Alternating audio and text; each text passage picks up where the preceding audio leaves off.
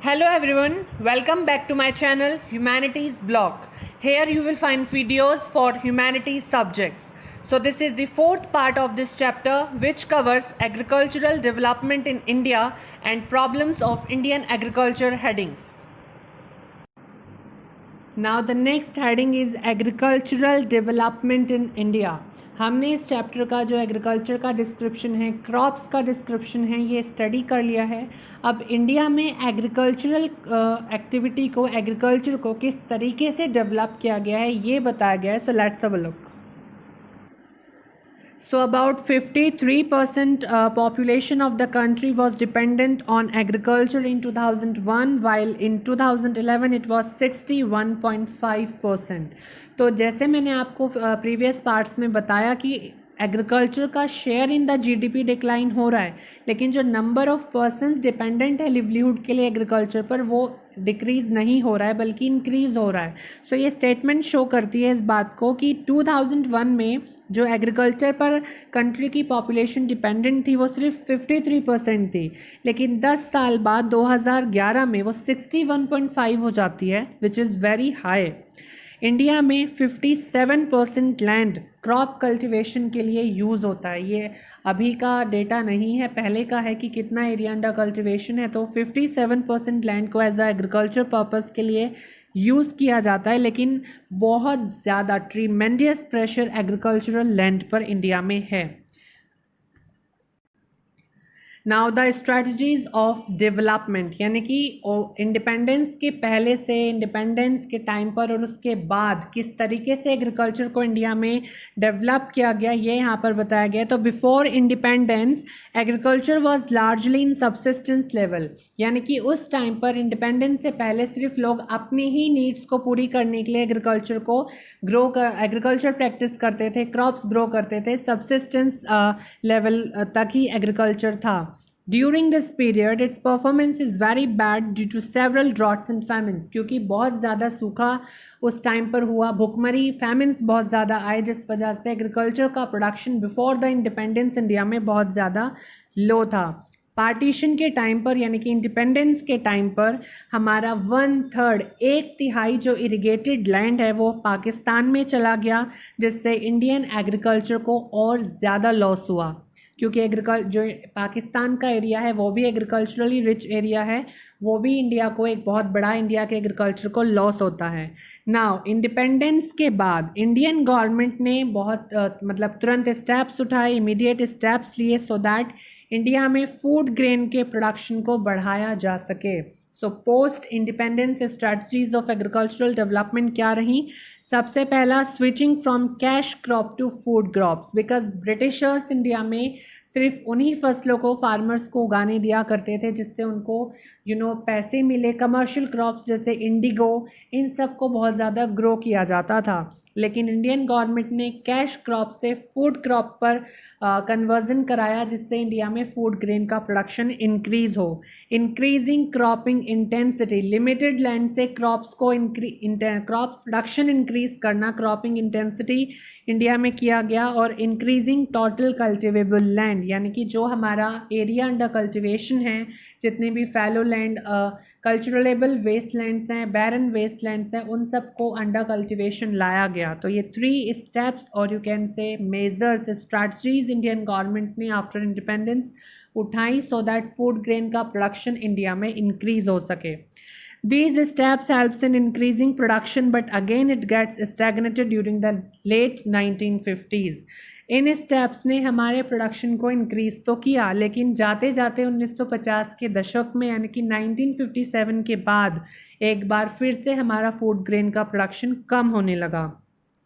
Indian Agricultural District District Program IADP and Intensive Agricultural Area Program IAAP, इन 2 संस्थाओं को, organisations को, programmes को launch किया गया.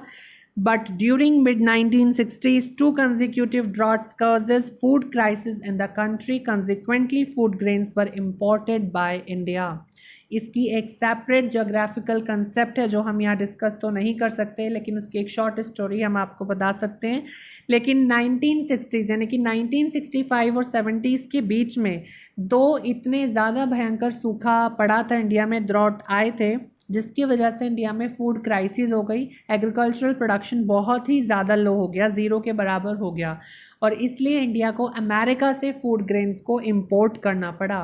और ऐसी सिचुएशन में जब हम खाने के लिए किसी दूसरे देश पर निर्भर हो जाते हैं तो ऑब्वियसली हम दूसरे देश के कंट्रोल में आना शुरू हो जाते हैं, बट ऐसा इंडिया के केस में नहीं हुआ, जो बहुत अच्छी बात है। उसके बाद दो न्यू सीड्स को यानी कि नए बीजों की किस्मों को इंडिया में लेकर आया गया। वीट के न्यू सीड्स और राइस के न्यू सीड्स को इंडिया से लाया गया। वीट का जो नया बीज था वो मैक्सिको से आया, जबकि राइस का फिलीपींस से आया। ये इम्पॉर्टेंट है कि HYV सीड्स यानी कि हाई यील्ड वैरायटी सीड्स कहाँ से आए वीट राइस के, तो वीट का हमारा मैक्सिको एंड राइस का फिलीपींस से आया, जिसे हाई यील्डिंग वैरायटी सीड्स बोला जाता है, जिसको इंडिया में अवेलेबल कराया गया कल्टीवेशन के लिए। और ये सब इंदिरा गांधी उस टाइम पर प्राइम मिनिस्टर थी, उन्होंने किया। इंडिया ने इन सीड्स का एडवांटेज लिया और इन सीड्स को यूज़ करके अदर केमिकल फर्टिलाइज़र्स की हेल्प से पंजाब, हरियाणा और वेस्टर्न उत्तर प्रदेश के एरियाज़ में इन सीड्स को ग्रो किया कल्टीवेशन करने के लिए। और इंडिया में क्या हुआ, ग्रीन रेवोल्यूशन हो गया। इन सीड्स ने इतना ज़्यादा प्रोडक्शन इंडिया में कर दिया कि इंडिया को अब अमेरिका से कोई भी फूड ग्रेन इंपोर्ट नहीं करना पड़ता था, बल्कि वो एक्सपोर्ट करना उसने शुरू कर दिया। सो इसने इंडिया में बहुत ही फास्ट रेट से फूड ग्रेन प्रोडक्शन को इंक्रीज़ किया, जिसको हम ग्रीन रेवोल्यूशन के नाम से जानते हैं, हरित क्रांति के नाम से जानते हैं। इंडिया को फूड ग्रेन के प्रोडक्शन में आत्मनिर्भर यानी कि सेल्फ रिलायंट बनाया। उसके बाद ये टेक्नोलॉजी इंडिया के पूरे पार्ट में पंजाब, हरियाणा और वेस्ट यूपी में इनिशियली यूज़ किया गया। उसके बाद पूरे इंडिया में इस टेक्नोलॉजी को यूज़ किया गया, हाई यील्डिंग वैरायटी सीड्स को यूज़ किया गया। The Planning Commission of India focused in rain-fed areas for agricultural development in 1980s। और उसके बाद जो इंडिया के रेनफीड एरियाज़ हैं, जहाँ बारिश ज़्यादा होती है, वहाँ पर इंडिया के एक प्लानिंग कमीशन ने फोकस किया एग्रीकल्चर को डेवलप करने का। It initiated agro-climatic planning to reduce regional disparities in agriculture।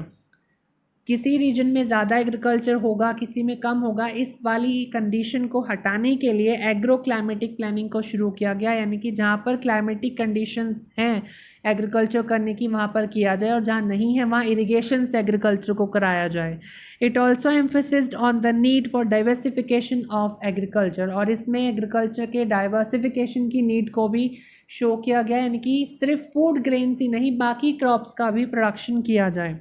The policy of liberalization and free market economy in 1990s influenced agricultural development। और उसके बाद 1980s के बाद जब 1991 में इंडिया में लिबरलाइजेशन हुआ, इंडियन इकोनॉमी को फ्री कर दिया गया, तो एग्रीकल्चर का डेवलपमेंट उससे और ज़्यादा हुआ। इम्पोर्ट एक्सपोर्ट हमारे कमोडिटीज़ का होने लगा। सो ये एक सीरीज़ में हम देखते हैं बिफोर इंडिपेंडेंस, देन पार्टीशन के टाइम पर, और पोस्ट इंडिपेंडेंस क्योंकि ज़्यादा डिस्क्राइब किया गया है जो अब तक चल रहा है, तो किस तरीके से इंडिया में एग्रीकल्चर को डेवलप किया गया, ये इस हेडिंग में हमें बताया गया। नाउ इसी हेडिंग में नेक्स्ट है growth of agricultural output and technology.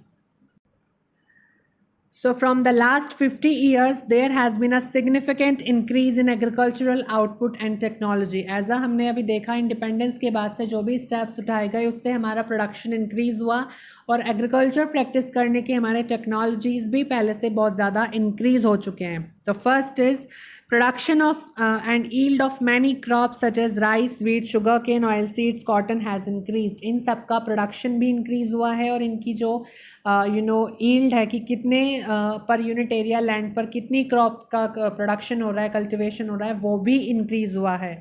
India number 1 पर आती है पल्सेस और जूट के प्रोडक्शन में। Expansion of irrigation has played a crucial role in enhancing agricultural output in the country. और इरिगेशन के आने से या इरिगेशन फैसिलिटी को बढ़ाने से इंडिया में एग्रीकल्चर आउटपुट इंक्रीज़ हुआ है, क्योंकि जिन एरियाज़ में बारिश होती है वहाँ तो एग्रीकल्चर ऑटोमेटिकली हो जाता है, लेकिन जिन एरियाज़ में नहीं होती है वहाँ इरिगेशन से कराया गया, सो ओवरऑल आउटपुट एग्रीकल्चर का इंक्रीज हुआ. It provided basis for modern agricultural technology such as HYV seeds, chemical fertilisers etcetera. और इरिगेशन फैसिलिटी के आने से जो हमारी मॉडर्न टेक्नोलॉजीज़ हैं एग्रीकल्चर प्रैक्टिस करने की, वो भी इंडिया में आई, जैसे HYV सीड्स को यूज़ करना, केमिकल फर्टिलाइजर्स को, जिनमें पानी की नीड बहुत ज़्यादा होती है. नेट इरिगेटेड एरिया इंडिया में इंक्रीज़ हुआ है. दैट कितने एरिया को इरिगेट किया जाता है इंडिया में, सिंचाई की जाती है, ये इंडिया में इंक्रीज़ हो गया है. Modern agricultural technology has spread very fastly in various areas of the country. जो HYV सीड्स, केमिकल फर्टिलाइजर्स से एग्रीकल्चर होता है, ये वाली जो हमारी मॉडर्न टेक्नोलॉजी है, ये इंडिया में बहुत ज़्यादा इंक्रीज़ हो गई है सेवरल पार्ट्स में. और consumption of chemical fertilisers, pesticides irrigated areas में पहले से ज़्यादा इंक्रीज़ हो गए हैं. तो हमारा आउटपुट भी एग्रीकल्चर का इंक्रीज़ हुआ है, और टेक्नोलॉजी जो है हमारी प्रैक्टिस करने की एग्रीकल्चर, वो भी इंक्रीज़ हो गई है. पहले सिर्फ ट्रेडिशनल तरीके से एग्रीकल्चर किया जाता था, लेकिन अब HYV seeds, chemical fertilisers, irrigation facilities जैसे मॉडर्न टेक्नोलॉजी से भी इंडिया में एग्रीकल्चर प्रैक्टिस किया जाता है. Now here comes the last heading of this chapter, that is problems of Indian agriculture. बहुत सारे ऐसे प्रॉब्लम्स हैं जो इंडिया के एग्रीकल्चर को फेस करने पड़ते हैं. क्वेश्चन में 5 मार्क्स से ज़्यादा का क्वेश्चन नहीं आता है, तो आपको सिर्फ 5 पॉइंट्स ही लिखने होंगे. लेकिन यहाँ पर हमें 5 से ज़्यादा प्रॉब्लम्स डिस्कस की गई हैं, तो हम डिस्कस कर लेते हैं, पढ़ लेते हैं. जो भी हमें याद रहेगा हम 5 पॉइंट्स में उनको डिस्क्राइब करेंगे. तो सबसे पहली प्रॉब्लम जो इंडियन एग्रीकल्चर की है, सबसे बड़ी प्रॉब्लम भी वही है, that is dependence on erratic monsoon. यानी कि इंडिया का जो एग्रीकल्चर है, वो सबसे ज़्यादा फार्मर्स जो इंडिया में हैं एग्रीकल्चर के लिए मानसून पर डिपेंड करते हैं. इरिगेशन फैसिलिटीज़ इंक्रीज़ हुई हैं, बट सभी एरियाज़ तक नहीं हुई हैं. और ज़्यादातर फार्मर्स, क्योंकि इंडिया में स्मॉल एंड मार्जिनल है, तो वो इरिगेशन की कॉस्ट को अफोर्ड नहीं कर सकते, इसलिए मानसून पर ज़्यादा डिपेंडेंस है. इरिगेशन सिर्फ 33% इंडिया के कल्टिवेटेड एरिया को कवर करती है. रेस्ट जो पूरा हमारा बाकी इंडिया एग्रीकल्चर का जो कल्टिवेशन है, वो हमारा डिपेंड करता है रेन पर. और क्योंकि साउथ वेस्ट मानसून ही एकमात्र ऐसा मानसून है जिससे हम इंडिया में एग्रीकल्चर करते हैं, वो इफ़ बेकार जाए या अच्छा ना आए, लेट आए, तो उसकी भी पुअर परफॉर्मेंस की वजह से राजस्थान में ड्रॉट्स आ जाएं, रेनफॉल में फ्लक्चुएशंस आ जाएं, मतलब कम हो जाए या बहुत ज़्यादा हो जाए, तो इन सब प्रॉब्लम्स की वजह से इन एरियाज़ में जहाँ पर मतलब रेनफॉल नहीं होती है तो बहुत कम हो जाए, तो एग्रीकल्चर बहुत ज़्यादा लो हो जाता है. तो फर्स्ट प्रॉब्लम है dependence on erratic monsoon. Erratic means जो बेकार मानसून आए. Second is low productivity. हमारे क्रॉप्स का जो ईल्ड है, यानी कि जो पर यूनिट एरिया लैंड पर क्रॉप लगाई गई है, उस पर से जो क्रॉप का प्रोडक्शन है, वो हमारे इंडिया में कम होता है. एंड ज़्यादातर क्रॉप्स हमारा जो पर हेक्टेयर आउटपुट है, एकड़ वाइज जो हम देखें कि कितनी क्रॉप का कल्टीवेशन है, तो वो यूनाइटेड स्टेट्स ऑफ अमेरिका से बहुत ज़्यादा कम है. USA यहाँ इसलिए लिया गया क्योंकि इंडिया के बाद सबसे ज़्यादा एग्रीकल्चर USA में ही होता है. और high pressure on land resources की वजह से लेबर प्रोडक्टिविटी इंडिया में बहुत ज़्यादा लो है. यानी कि ज़्यादा स्किल्ड लेबर्स, एग्रीकल्चर के फार्मर्स हमारे ज़्यादा स्किल्ड नहीं है, स्पेशलाइज नहीं है, ट्रेडिशनल तरीके से एग्रीकल्चर करते हैं, जिस वजह से प्रोडक्टिविटी हमारी क्रॉप की लो होती है, और इसलिए ये एक प्रॉब्लम हमारे इंडियन एग्रीकल्चर की हो जाती है. Third is constraints of financial resources and in depthness. हमारे इंडिया में सबसे बड़ी प्रॉब्लम है फार्मर्स के स्मॉल एंड मार्जिनल और उनके लो इकोनॉमिक स्टेटस की, जिसकी वजह से वो कर्ज में डूबते हैं, इन डेप्थनेस की सिचुएशंस आती हैं, और वो फाइनेंशियल रिसोर्सेज उनके पास लिमिटेड हैं. सो इनपुट्स जो हमारे, इफ़ हम मॉडर्न एग्रीकल्चर प्रैक्टिस करना चाहें इंडिया में, HYV seeds, irrigation and all, तो इनकी कॉस्ट बहुत एक्सपेंसिव होती है. मार्जिनल स्मॉल फार्मर्स बियर नहीं कर सकते हैं, और इन डिफ़िकल्टीज से ऊपर उठने के लिए फार्मर्स को लोन दिया जाता है, सो दैट वो इन चीज़ों को अफोर्ड कर सकें.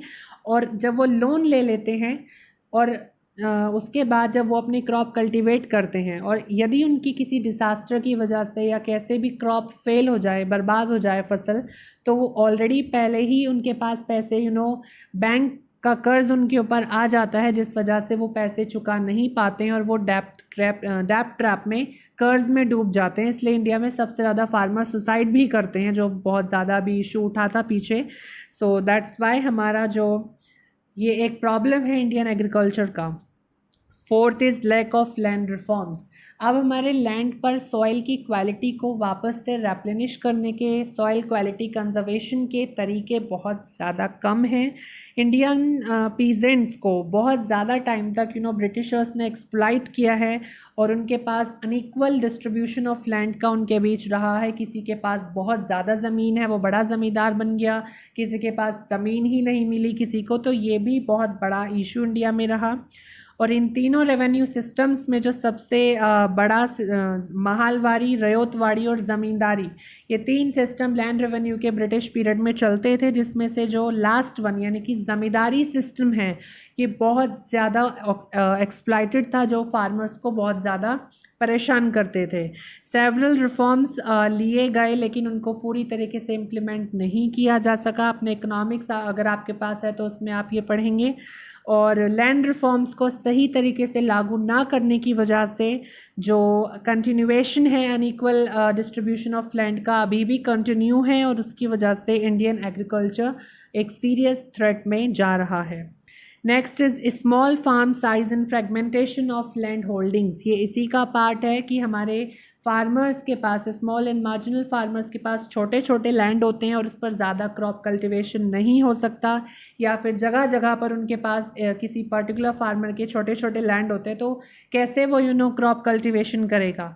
So large number of marginal small farmers India में हैं। 60% से ज़्यादा लैंड ऑनरशिप हमारे have a size smaller than 1 hectare, यानी कि ज़्यादातर जो फार्मर्स के पास लैंड है इंडिया में वो 1 हेक्टेयर से कम का ही लैंड है। 1 एकड़ से बहुत कम की ज़मीन एक फार्मर के पास इंडिया में है, जिसके ऊपर कल्टीवेशन ज़्यादा करना पॉसिबल नहीं है। और इसी फ्रेगमेंटेशन की वजह से, और उसके बाद क्योंकि आपने देखा है राइट ऑफ इनहेरिटेंस, यानी कि पिता की ज़मीन बेटे के पास आती है, तो फॉर एग्जाम्पल किसी फार्मर के पास 1 हेक्टेयर का लैंड है, उसके 4 बेटे हैं, तो वह ज़मीन उसके 4 हिस्सों में बटेगी। उसके बाद उस 1 हेक्टेयर के 1 एकड़ के 4 हिस्से होंगे, देन उनके चिल्ड्रंस होंगे उसमें, तो वो लैंड बढ़ता चला जाएगा, जिस वजह से क्रॉप कल्टीवेशन पॉसिबल नहीं हो पाएगा और जो लैंड रिसोर्स होगी वो अनइकनॉमिक हो जाएगी। Next is lack of commercialisation. India में कमर्शलाइजेशन की कमी है। ब्रिटिशर्स ने तो इसको बहुत अच्छे से फॉलो किया था, लेकिन उसके बाद क्योंकि हमें सेल्फ सफिशिएंट होना था, इस वजह से हमने इसको छोड़ा। तो वो सेल्फ कंजप्शन के लिए ज़्यादातर फार्मर्स अपने क्रॉप्स को ग्रो करते हैं। इनफ लैंड रिसोर्सेज उनके पास नहीं है कि वो अपनी रिक्वायरमेंट से ज़्यादा अमाउंट में क्रॉप कल्टीवेशन कर सके, इसलिए सिर्फ वो सेल्फ कंजप्शन के लिए करते हैं। मार्केट में बेचने के लिए क्रॉप कल्टीवेशन इंडिया में कम होती है, लेकिन आज के टाइम पर ये ज़्यादा हो रही है। Next is vast under employment. Under employment is जितने लोगों की ज़रूरत है उससे ज़्यादा लोग एग्रीकल्चर में काम करते हैं, जिस वजह से वो दिखता एम्प्लॉयड है पर्सन बट होता अनएम्प्लॉयड है। तो बहुत ज़्यादा हाई है अंडर एम्प्लॉयमेंट इंडिया में। सीजनल अनएम्प्लॉयमेंट भी हम इसे कह सकते हैं। 6 से 8 महीने तक एक फार्मर बेरोज़गार रहता है, सिर्फ क्रॉपिंग सीजन में ही उसके पास वर्क अवेलेबल होता है, और वो भी इतना लेबर इंटेंसिव नहीं होता। सो एम्प्लॉयमेंट सफिशिएंट एग्रीकल्चर सेक्टर में नहीं है, जो एक प्रॉब्लम हो जाती है इंडियन एग्रीकल्चर की। The last problem is degradation of cultivable land. हमारा जो कल्टिवेबल लैंड है जिस पर कल्टिवेशन होती है, ये भी अपनी क्वालिटी को लॉस कर रहा है। तो लैंड डिग्रेडेशन इंडियन एग्रीकल्चर की सीरियस प्रॉब्लम है। सॉइल फर्टिलिटी डिक्रीज हो रही है, खास करके इरिगेटेड एरियाज़ में। अब जो हमने अभी स्ट्रैटेजीज़ पढ़ी थी जिसमें मॉडर्न टेक्नोलॉजीज़ को हमने पढ़ा, तो उस टाइम पर 1970s 80s में उन चीज़ों को यूज़ किया गया इरिगेशन एंड ऑल, जिसकी वजह से जिसका जो कॉन्सिक्वेंस है, परिणाम है, वो हम आज के टाइम पर फेस कर रहे हैं कि लैंड बहुत ज़्यादा डिग्रेड हो गया है। क्योंकि इरिगेशन ज़्यादा करने से वाटर की मात्रा जब ज़्यादा होती है सॉइल में, तो वाटर में एज वी नो सॉल्ट होता है, तो सॉल्ट ज़्यादा इंक्रीज़ हो जाएगा सॉइल में, तो वो अपनी फर्टिलिटी लॉस करने लगती है। नमक वाली मिट्टी में हम क्रॉप को ग्रो नहीं कर सकते। और जितने भी other pesticides, chemical fertilisers use होते हैं, उनसे एल्कलीज और जो हमारे एसिड्स हैं वो सॉइल में इंक्रीज़ होते हैं, और वाटर लॉगिंग जैसी प्रॉब्लम्स की वजह से हमारे जो लैंड का क्वालिटी है वो डिग्रेड होती है। लेगुमिनस क्रॉप्स को ग्रो किया जाता है between the crops so that वो अपना नाइट्रोजन फिक्सेशन के थ्रू लैंड क्वालिटी को वापस से रेप्लेनिश कर सके, लेकिन इतना ज़्यादा वो नहीं कर सकती हैं। और मिक्स्ड क्रॉपिंग भी इंडिया में फॉलो की जाती है। सो ये हमारे 7 और 8 9 प्रॉब्लम्स हैं इंडियन एग्रीकल्चर की जो इस चैप्टर में डिस्कस की गई हैं। आप कोई भी 5 लर्न कर सकते हैं या 6 याद कर लें, क्योंकि 1 2 हम वैसे भूल जाते हैं। So according to the word limit and marks हम इसका आंसर दे सकते हैं। So the theory part of this chapter, that is land resources and agriculture, is completed. Watch previous and next parts from the description box.